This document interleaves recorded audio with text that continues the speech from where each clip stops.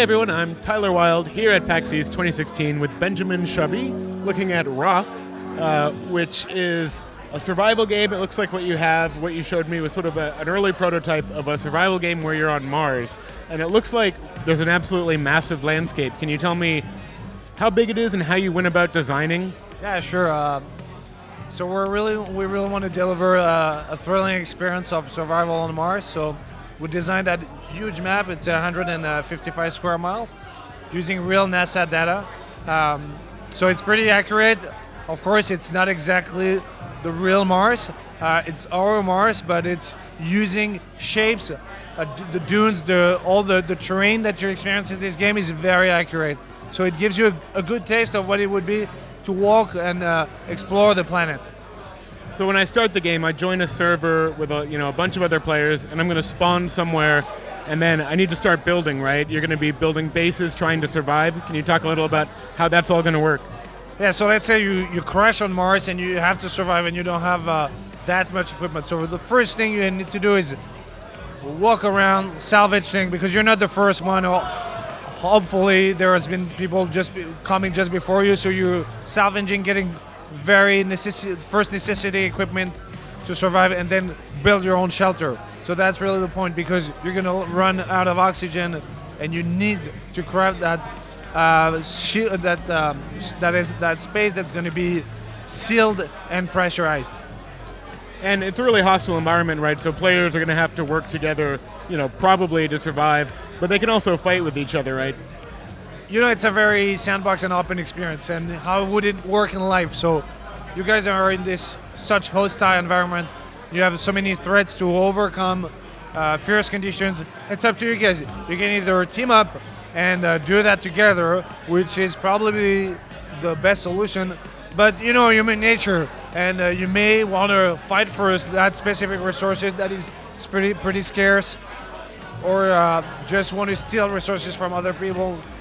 Right, so if someone has a great base, I might want to come in and take it. You told me earlier that if someone's built a base and they have an air pump and everything, and they put that air pump outside, I can go in and hack it to pump their base too full of air and make it explode. Can you talk about how you're simulating that kind of thing?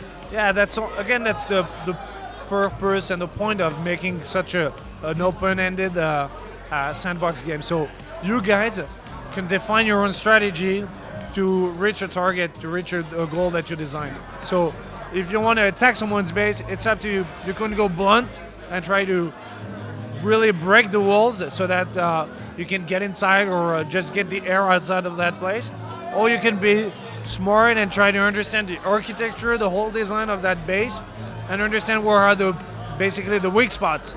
So if I log off and I'm on a big multiplayer server, does my character disappear, or do I have to worry about running out of oxygen while I'm not even playing?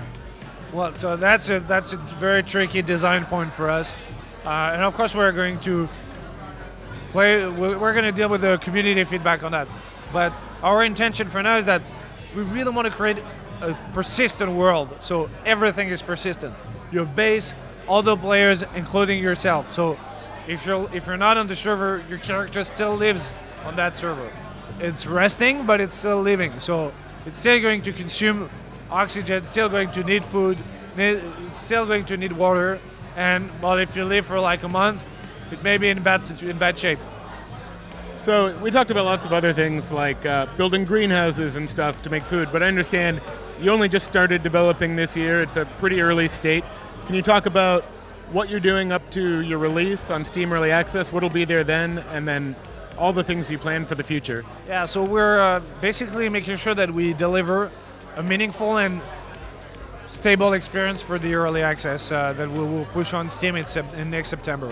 So that the players have a lot of things to do, including all the basic survival mechanics, that they're able to build their habitat, to collect resources from the ground, from the air, drill, take these resources and manufacture them into equipment, into weapons, into all of these things you need to craft your habitat and your equipment.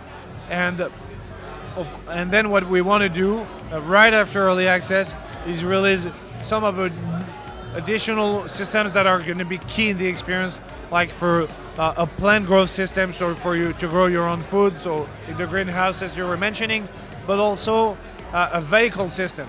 And that's very important for us because that map is so big and we want you guys to explore it. There are so many things to discover in terms of resources, in terms of other players, in terms of stuff that we put on the map, some landmarks that we create on the map to make a story. So it's all of these things that are going to come out, and there are also other things that I still want to keep for us. We will tease them progressively, even until we reach early access. We basically have a content plan for the next 2 years, but of course we'll adjust it based on community feedbacks. So just to reiterate, we're talking about early access in September, right? So early access in September, but in the meantime we'll launch a Kickstarter campaign starting on May 5th. We're going to be able to get to the early access. It's a no-brainer, but yeah, the purpose of that Kickstarter campaign is really just a matter of scale. It's just if we get the more support we get, the highest, the better the experience is going to be in September, and of course after. All right. Well, thanks so much for talking to us, Benjamin. Thank you guys.